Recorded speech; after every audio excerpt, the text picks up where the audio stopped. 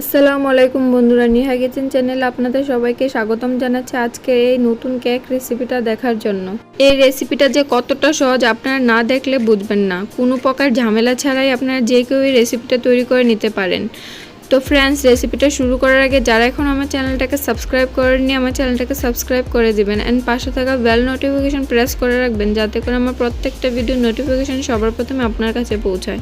তো চলুন আর দেরি না করে আজকে সেই সহজ কেক রেসিপিটা দেখে নেওয়া যাক। কেকটা তৈরি করার জন্য এখানে আমি উপকরণ হিসেবে নিয়ে নিয়েছি 3 প্যাকেট ওরিও বিস্কুট, একটা মিল্ক বার চকলেট, 1 প্যাকেট ইনো। এখন একটি প্লেটে বিস্কুটগুলোকে বের করে নিচ্ছি। এখন একে একে সবকটা বিস্কুট থেকে আমি ক্রিমগুলোকে আলাদা করে নিচ্ছি। আলাদা করা বিস্কুটগুলোকে আমি এখানে গুঁড়ো করে নিয়েছি। প্রথমে আমি এখানে দিয়ে দেবো বিস্কুটের গুঁড়াটা, আপনারা চাইলে পাটাও পিষে নিতে পারেন। এখন দিয়ে দেবো চিনির গুঁড়া, চিনিটাকে আমি এখানে গুঁড়ো করে নিয়েছি। এখন আমি দিয়ে দিচ্ছি 1 প্যাকেট ইনু। আমি এখানে কোনো প্রকার বেকিং সোডা বা বেকিং পাউডার ইউজ করিনি, তার জন্য আমি 1 প্যাকেট ইনু দিয়ে দিলাম। আপনারা চাইলে বেকিং সোডা বা বেকিং পাউডারও দিয়ে দিতে পারেন।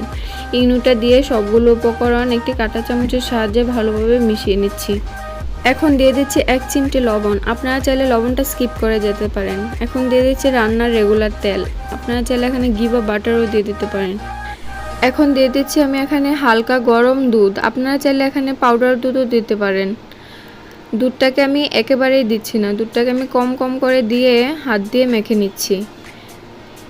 ব্যাটারটাকে এমনভাবে তৈরি করতে হবে যেন ব্যাটারে কোনো দানাদার না থাকে। তো ফ্রেন্ডস, দেখুন ব্যাটারটা আমার এখানে পারফেক্টলি তৈরি হয়ে গেল। এখন একটি পাত্রে আমি পেপার নিয়ে নিচ্ছি, পেপারটাতে তেল মাখিয়ে নিচ্ছি।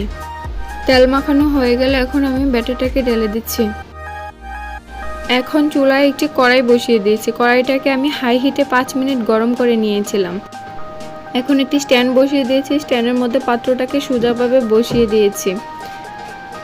তো বন্ধুরা, বসিয়ে দেওয়ার পর একটি কাঁটা চামচের সাহায্যে আমি এভাবে নেড়ে দিচ্ছি যাতে এর মধ্যে কোনো হাওয়া থাকলে হাওয়াটা বের হয়ে যায়। আপনারা এভাবে নেড়ে দেবেন। এটাকে এখন আমি ঢেকে রেখে দেবো প্রায় 45 মিনিটের জন্য। এখানে আমি একটি মিল্ক বার চকলেট নিয়ে নিয়েছি, সেই চকলেটটা দিয়ে আমি এখানে ক্রিম তৈরি করে নেব। ক্রিমটা আমার রেডি হয়ে গেছে। এখন এটাকে আমি নর্মাল ফ্রিজে 10 মিনিটের জন্য রেখে দিচ্ছি। এখানে আমি বিস্কিটের যে ক্রিমটা রেখেছিলাম সেটা দিয়ে একটা ব্যাটার তৈরি করে নিচ্ছি। এখন আমি হালকা গরম দুধ দিয়ে ব্যাটারটাকে ভালোভাবে তৈরি করে নিচ্ছি। এখন আমি সরাসরি চুলায় চলে আসলাম, একটি টুথপিক দিয়ে আমি চেক করে নিচ্ছি কেকটা হয়েছে কিনা। এই যে দেখুন, কেকটা আমার রেডি হয়ে গেছে। এখন এটাকে উঠিয়ে নিচ্ছি।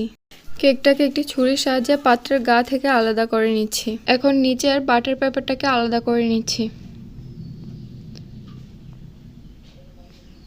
এই যে দেখুন বন্ধুরা, আমার কেকটা কতটা নরম ও স্পঞ্জি হয়েছে।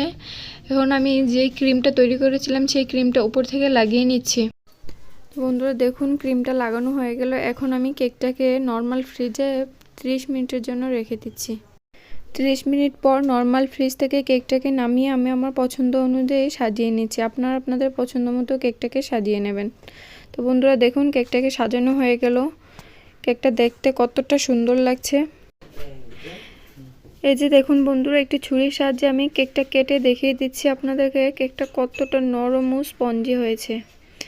আপনারা যে কোনো অনুষ্ঠানে, জন্মদিন বা গায়ের হলুদ যে কোনো অনুষ্ঠানে আপনারা এই কেকটা ঘরে থাকা উপকরণ দিয়ে কম সময়ে তৈরি করে নিতে পারেন।